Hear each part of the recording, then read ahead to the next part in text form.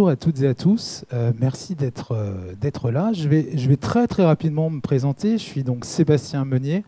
J'ai travaillé pendant 22 ans à France Télévisions où j'ai travaillé sur pas mal de sujets innovants, parfois disruptifs, et je vais vous en parler. C'est un peu le sujet de cette présentation, autour des nouveaux médias, des nouveaux formats, des émissions interactives, de la vidéo 360 et surtout des nouveaux moyens de raconter des histoires, puisque c'est bien là le nerf de la guerre. Alors, juste en préambule de tout ça, c'est quelque chose qui est important pour moi à se souvenir, c'est que quand on parle de contenu, de format et d'outils, ce qui est vraiment important, c'est l'histoire que vous allez raconter. Comment vous allez la raconter? Est-ce que ça va être avec du podcast, de la vidéo, du son, de l'image, peu importe. Mais quel choix vous allez faire? Et tout ça, aujourd'hui, j'accompagne les marques et les médias à faire ces choix-là, de savoir quels outils utiliser pour raconter quelle histoire.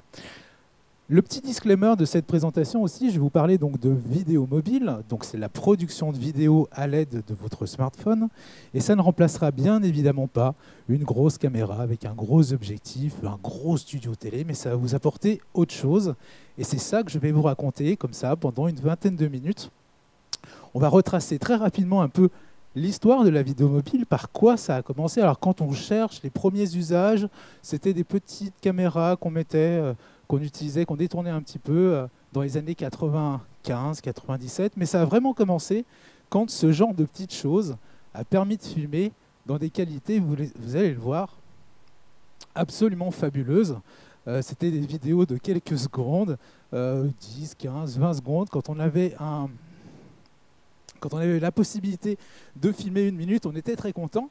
Mais surtout, à cette époque-là, il y a des gens, des journalistes qui se sont dit qu'il se passait quelque chose pour être plus réactif, être présent, être en immersion.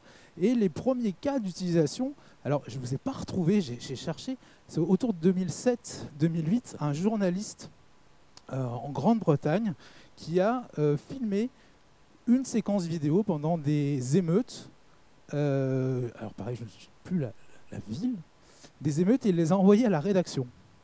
Et ces images-là avaient, à l'époque, été diffusées sur les sites web. Alors à l'époque, vous vous souvenez, un site web HTML pas très joli, et donc quand on avait une vidéo qui racontait quelque chose, c'était intéressant. Et puis ils avaient dû le diffuser aussi à la télé. Alors imaginez dans vos télés voir des images quand même assez mauvaise qualité, c'était pas évident. Sauf que ces pionniers-là se sont dit qu'il se passait quelque chose pour les médias, pour les marques. Ce qui est apparu juste après, c'est cette petite bête qu'aujourd'hui on a quasiment tous dans la poche, l'iPhone, qui lui a permis aussi de filmer différemment et surtout d'envoyer les images. C'était déjà un peu le cas avec les autres téléphones. On avait pour la première fois la capacité de filmer quelque chose, de l'envoyer à sa rédaction ou à sa marque ou à sa newsroom, peu importe, et ensuite de l'exploiter autrement. On choisissait le vecteur de communication, c'était soit la télé, soit le site internet. Alors, évidemment, pareil, sur les premiers iPhones, l'image n'était quand même pas géniale, on filmait en SD, c'était pas super, mais ça avait le mérite d'exister. Ça a vraiment changé autour de l'iPhone 5, on a commencé à filmer dans de bonnes qualités, et là on s'est dit, les professionnels se sont dit quand même, ouais, il se passe quelque chose, on va peut-être s'en servir. Alors bien évidemment, quand vous filmez avec votre téléphone, et ça j'y reviendrai tout à l'heure, je vais vous donner 5 astuces pour bien planter un tournage, il fallait des accessoires. Alors les accessoires sont arrivés. Les accessoires, c'était une poignée pour mettre le téléphone dedans et du coup être plus stable, filmer dans de meilleure qualité, pouvoir faire des mouvements comme ça, un peu simples. Parce que je vous rappelle qu'à l'époque, les objectifs n'étaient pas stabilisés. Alors aujourd'hui, on sort l'iPhone 13, on filme comme ça dans tous les sens. L'image est à peu près propre, sauf qu'à l'époque, ce n'était pas possible. Ça nous rajoutait aussi un grand angle que vous avez aujourd'hui dans vos iPhone 13. Mais du coup, ça permettait d'avoir du coup 2 valeurs de plan et imaginer d'autres formats. Et on pouvait rajouter des accessoires, un petit micro, pourquoi pas une régie, comme ici, on pouvait déjà filmer en direct et brancher une régie audio, le micro aurait pu partir dans le son, on aurait déjà pu à l'époque filmer dans de mauvaises qualités, moins qu'avec ces petites tourelles, mais on aurait pu imaginer des choses comme ça. On pouvait rajouter des petites lumières, des accessoires photos, et surtout on pouvait fixer le téléphone sur un pied. Pour faire une interview simple, on posait le pied, le téléphone était bien calé, et ça marchait pas mal. Du coup, il faut que j'arrête de dire du coup, on a fait des premières expérimentations. Donc ça, c'est une vidéo qui date de 2011, qui va partir, voilà, qui a été filmée au smartphone dans des conditions complexes, pas de lumière, rien, enfin à part la petite lumière que je vous ai montrée, mais on est complètement en immersion avec les gens. Là, pareil, l'image, on voit, elle est un peu de meilleure qualité que notre Nokia N95, mais pas non plus fabuleuse, quoi.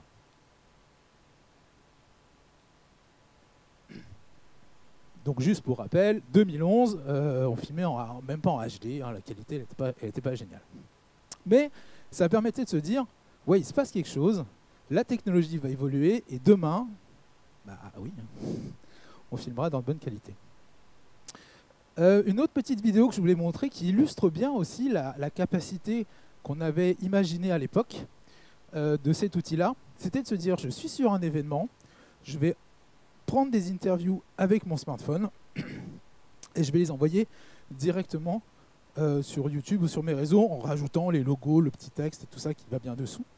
Donc là, c'était une vidéo qu'on avait enregistrée et uniquement depuis le téléphone, je vous rappelle qu'on est en 2011, donc pas toutes les applications qu'on a aujourd'hui pour mettre du titrage, et on avait envoyé tout ça par un système expérimental de post-production. Donc tout ça, on arrivait déjà à l'époque à se dire qu'il se passait quelque chose et que pour produire du contenu à la télé, ça allait pouvoir être intéressant. Donc à la télé et pour le web, bien évidemment. Après, il y a eu les premières émissions diffusées à la télé, donc je vous prends le focus sur France Télévisions, mais tout un tas d'autres médias, j'y reviendrai après, se sont intéressés à ce sujet-là aussi. Mais les premiers tournages qu'on avait réalisés avec le smartphone, c'était un module en immersion dans les quartiers autour de Lyon. On allait à la rencontre des gens, le monde associatif, et on était très mobile, très, vous voyez, on n'avait pas besoin, enfin on n'avait pas beaucoup de matériel, pardon. Donc une capacité d'être très mobile, rapidement, qu'on pouvait mettre rapidement en œuvre, et intéressante. Pourquoi ? Parce que quand vous filmez quelqu'un avec un smartphone en 2016, les gens ont l'habitude d'être filmés avec le smartphone. Les gens avaient quasiment tous un smartphone, avaient l'habitude de se prendre en photo, de se filmer. Donc l'appareil en lui-même ne venait pas créer une espèce de bulle, comme c'est le cas avec une grosse équipe de tournage. Quand vous faites des interviews de collaborateurs dans une entreprise, si vous arrivez sur une chaîne de production, parler à vos équipes, dès que vous sortez une grosse caméra, ça peut être un petit peu, ça peut leur faire peur, quoi. Voilà. Avec le smartphone, on n'a pas ça. Et après, l'autre exemple qui va partir, qui illustre parfaitement en fait l'usage du smartphone et de la vidéo mobile pour un contexte média. Donc ça, c'est un module qui s'appelle l'étonnante santé d'Isa, que j'ai co-réalisé avec Isabelle Femme. Et là, l'objectif, c'était d'aller à la rencontre de personnes, de parler d'innovation dans la santé, que ce soit l'innovation pour le bien-être du patient, des soignants et des aidants. Même chose, quand on arrive dans une salle où on va aller à la rencontre de personnes qui ont eu des cancers lourds, quand on arrive avec des moyens très légers, ça les met plus en confiance. Donc le lien qu'on va créer avec ces personnes-là va être complètement différent. Donc là, sur ce type de vidéo, on avait donc 2 caméras. La première que vous voyez là en pause à l'écran, enfin j'ai une caméra, 2 axes. On avait une première qui était ici avec Isabelle qui avait toujours son téléphone à la main. Et moi j'étais avec un stabilisateur et des petits micro-cravates. Ça je reviendrai après sur l'importance du son, mais pour capter le son. Donc on avait toujours 2 caméras, donc on peut faire du multicam avec des smartphones. Le montage était réalisé sur une station de montage professionnelle. Vous pouvez le faire avec Premiere, Final Cut ou Avid. Mais vous pouvez aussi le faire directement depuis le téléphone. C'est un peu compliqué de faire un 52 minutes avec son smartphone, mais sur un événement comme ici, vous allez pouvoir peut-être prendre quelques plans des stands, c'est un cas d'usage qu'on pourrait imaginer, un peu l'interview d'un exposant et ressortir après avec un montage très simple que vous allez réaliser depuis votre smartphone. Vous avez tous les outils dans la poche et vous allez pouvoir les envoyer sur vos réseaux. Vous avez probablement déjà certains fait ce genre de choses sur des réseaux sociaux comme Instagram ou autres. Donc, quand je vous parlais d'autres médias, on a L'Aimant Bleu qui, à peu près à la même période, avait carrément basculé. Donc, c'est une télé locale en Suisse, avait basculé toute leur production sur le smartphone. Donc là, vous avez un exemple de photo d'un présentateur, enfin d'un journaliste qui faisait ses lives à l'époque, comme ça, avec une perche à selfie. Et tout ça, c'était récupéré par des systèmes dans le cloud pour être diffusé à la télé. Et vous avez aussi plus récemment BFM Paris et les déclinaisons en région qui utilisent exclusivement ce type de dispositif pour aller faire du reportage.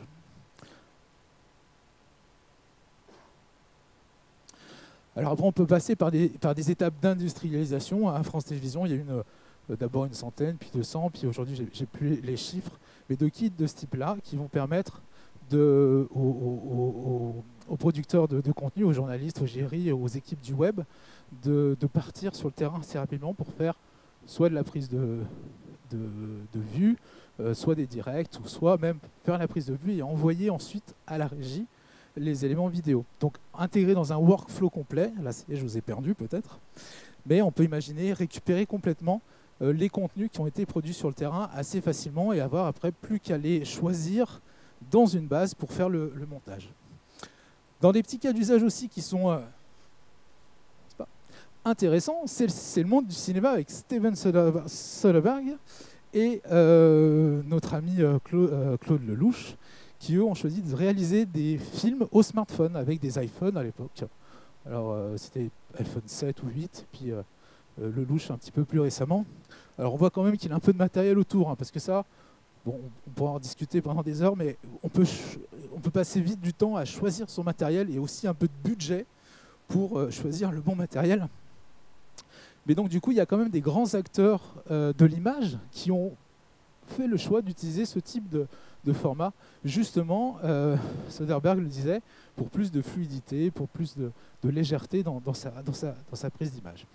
On a le monde de l'information aussi qui s'y intéresse beaucoup pour faire prendre des gestes métiers. Là, c'est le cas avec Eurovia. Donc voir comment on fait les routes, comment on déplace pour des opérations de sécurité aussi. Être sûr qu'on est bien positionné, comment on lève, je sais pas, des moellons, des sacs de ciment ou je ne sais quoi d'autre. Donc il y a vraiment un vrai enjeu de production de contenu pour la formation. Pourquoi ? Parce que le téléphone, on l'a tous dans la poche. Après une petite formation, on est en mesure de produire des choses de qualité pour intégrer ça dans un cursus de formation. Ce qui va peut-être aussi plus vous intéresser, c'est la capacité qu'on va avoir de faire de la prise de vue assez simple. Donc je parlais des petites interviews. Ça, c'est des petites séries que j'avais fait au Festival TV de Luchon. Donc à l'issue d'une conférence ou d'un atelier comme ça, on sort le téléphone, le petit stabilisateur, on pose 3 questions et là on a un format qui est assez facile à réaliser, à mettre en œuvre et à partager sur ces réseaux pour justement montrer qu'on était présent et qu'on a rencontré telle ou telle personne. Et puis après, l'importance aussi d'imaginer un design autour de votre vidéo. Alors là, c'est une vidéo en carré avec des gros titres pour justement être plus percutant. Donc ça, la partie tournage, on le fait sur le smartphone et le montage, on le fait plutôt là, pour le coup, sur des outils de montage traditionnels.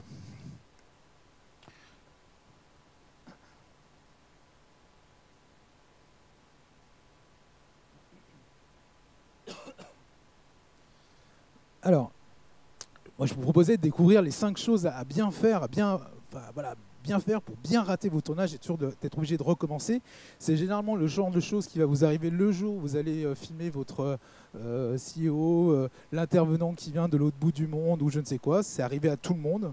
Donc là, je peux vous en parler parce que ça m'est arrivé chaque fois. Chaque truc m'est arrivé au moins une fois. Généralement, ça nous arrive. Et ben on recommence et on est, dans certains cas, ça passe, dans certains cas, on est vraiment, vraiment mal. Donc ça, vraiment, 5 choses à ne pas louper, qui sont, vous allez le voir, finalement assez évidentes, somme toute, mais auxquelles on ne pense pas tout de suite. Donc avant le tournage, hop, je vais faire avec chargez votre batterie à 100%. Non mais c'est bête parce que le jour où vous avez votre Big Boss qui vient pour le filmer, si vous avez plus de batterie, que la vidéo elle s'arrête au bout de 3 minutes, vous avez l'air mal. Donc bien charger sa batterie et aussi avoir des batteries de secours, c'est ces batteries de recharge, ça en permanence, à avoir dans votre sac. Dès que vous allez vouloir faire du contenu, c'est obligatoire. Moi j'en ai toujours une sur moi et donc il ne faut pas oublier ça. Mettre sa luminosité d'écran à 100%. Pourquoi? Parce que quand vous allez avoir un rayon de soleil ou quoi, vous n'allez pas bien voir. Et pour être sûr d'avoir une bonne restitution d'image, bonne qualité, mettre à 100%, c'est intéressant. Du coup, vous allez utiliser plus de batterie et du coup, il vous faudra plus de chargeurs externes. Se mettre en mode avion. Tac, oups. Super. Voilà, se mettre en mode avion. Pourquoi? Parce que quand vous allez avoir des notifications, des appels, tout ça, ça peut vous planter votre vidéo quand vous êtes en train de filmer. Et donc, du coup, être obligé de recommencer. Donc là, se mettre en mode avion, luminosité et charger la batterie. Le point suivant, c'est aussi assez évident, mais c'est arrivé à tout le monde, au moins une fois. C'est faire de la place dans votre téléphone. Alors aujourd'hui, on est un peu embêté. Moi, le mien, il fait 1 Tera, donc je peux voir le temps de venir, mais parfois, on n'a plus de place. Et vous avez à peu près la tête de notre ami comme ça. Voilà. Vous plantez vos tournages, vous recommencez. Ça sera forcément la meilleure interview, le meilleur mot. Et après, bon, vous n'aurez pas la même chose, mais ça, c'est hyper important. L'autre point aussi, c'est nettoyer votre objectif. Pourquoi? Parce que le téléphone, on le met dans la poche, on le touche avec les doigts, c'est sale. Quand vous allez filmer, un petit coup de chiffonnette dessus, ça va vous permettre de filmer dans de bonnes qualités. Pour continuer, et je vous parlais tout à l'heure de l'importance du son, on voit beaucoup de vidéos qui sont filmées comme ça, à la main, avec le téléphone. Alors aujourd'hui, il y a plus de micros, le son est de meilleure qualité, mais globalement, on sent quand même que le son n'est pas présent. Donc c'est un peu à bannir, sauf si vous êtes en sortie de compte, vous sortez, vous voulez prendre un truc, vous n'avez pas de matériel, ça marche. Mais il faut quand même éviter si vous voulez faire du contenu de qualité. Par contre, vous pouvez, un autre objet que vous avez à peu près tous dans votre poche, alors maintenant les AirPods c'est pareil, il faut les bannir, mais le kit main libre filaire, vous pouvez vous en servir de micro, vous avez le petit micro dans la capsule, et vous allez pouvoir prendre du son comme ça, ou le donner à votre intervenant. Vous allez juste cadrer un petit peu au-dessus, pour pas qu'on voit la main de l'intervenant, puis la personne va se mettre comme ça, et vous aurez un son qui va être correct. Et puis après, évidemment, c'est acheter ce type de micro, de petits micros cravates ou des micros sans fil et tout ça. Mais assurez-vous d'avoir une bonne prise de son.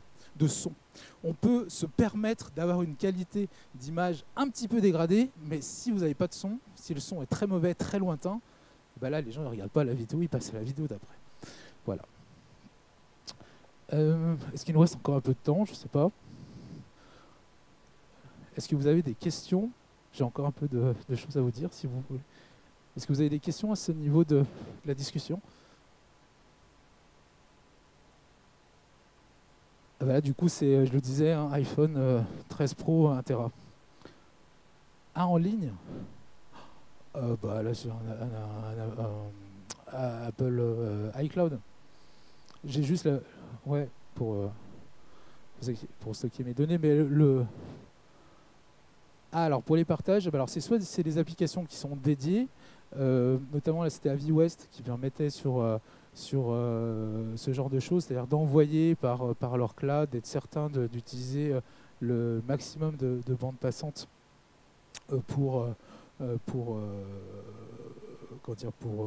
envoyer les vidéos assez rapidement. Après, sur l'échange de vidéos, ça peut être WeTransfer, ça peut être n'importe quelle application, il n'y a rien de... Voilà. Après, si vous voulez que ce soit intégré complètement dans votre flux de fabrication pour pas qu'on se pose de questions, le journaliste est sur le terrain, il prend son image et ça arrive tout de suite à la rédaction. Là, il faut passer un peu de temps pour imaginer le bon workflow. C'est le genre de choses que je peux imaginer avec vous. Voilà. Est-ce que vous avez d'autres questions?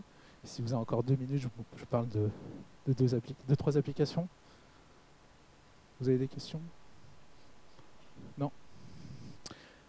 Alors, du coup, avec quoi on filme? On filme avec Filmic Pro. Pourquoi? Parce que ça va nous permettre de faire tout un tas de réglages. Et ça va nous permettre surtout d'avoir la vision sur le son. Vous allez voir le bar graphe qui montre quand vous prenez le son, vous allez voir que le son est bon, enfin que le son au moins à minima est enregistré, et vous allez surtout pouvoir enregistrer, choisir votre micro du téléphone ou micro extérieur. Très important, parce que du coup là vous êtes sûr que vous enregistrez du son et vous pouvez surtout le réécouter en direct, ce qui n'est pas le cas avec l'application smartphone classique d'Apple.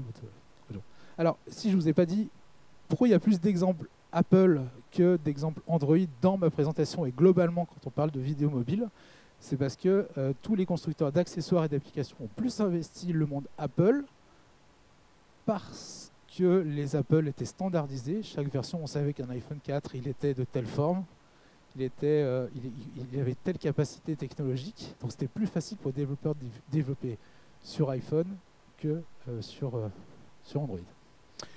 Alors l'application, elle vaut une vingtaine d'euros, donc ça on peut se le permettre. Si vraiment vous voulez juste essayer, vous pouvez utiliser Shure Motif Plus. Donc là, vous allez avoir à peu près la même chose avec un peu moins de capacité filmique, mais déjà vous allez pouvoir voir que vous enregistrez vous enregistrez le son et vous allez pouvoir choisir votre gain.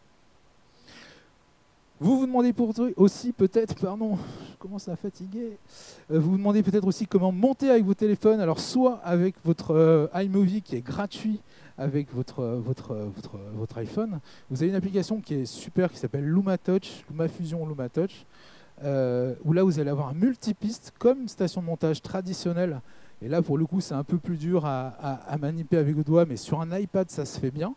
Vous avez VN qui est une application pareille gratuite.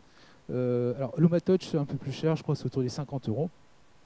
En plus ça permet d'envoyer des fichiers dans le cloud pour récupérer de l'autre côté avec tout un tas d'autres applications de montage. Donc c'est assez énorme comme fonction. VN un peu plus simple et qui permet de faire du montage simple. Et KineMaster qui existe sur iPhone mais qui existe aussi sur Android. Si vous avez des Android, vous pouvez télécharger KineMaster qui vous donnera tout ça. Le petit dernier tips aussi qui est assez drôle pour la fin, c'est Filmic qui fait une application qui s'appelle DoubleTake. Vous allez pouvoir enregistrer en simultané 2 objectifs au choix de votre téléphone, donc avoir 2 valeurs de plan. Et au moment du montage, vous aurez juste à choisir serré ou loin. Ou vous pouvez aussi enregistrer votre caméra selfie et la caméra de l'autre côté pour faire une interview, par exemple, avoir l'intervenant et la personne qui interviewe. Ça se présente voilà, comme ça. Vous choisissez tout ça. Voilà. Écoutez, je vous remercie de votre attention. N'hésitez pas, si le sujet vous intéresse, ou les autres sujets, le podcast, les univers virtuels, le streaming et la social audio, je serai heureux de continuer la discussion autour de notre stand. Et je vous rappelle aussi que demain, sur notre stand, on fera un direct en social audio à 12 h autour du sujet du métavers avec Flash Tweet. Voilà, je vous remercie.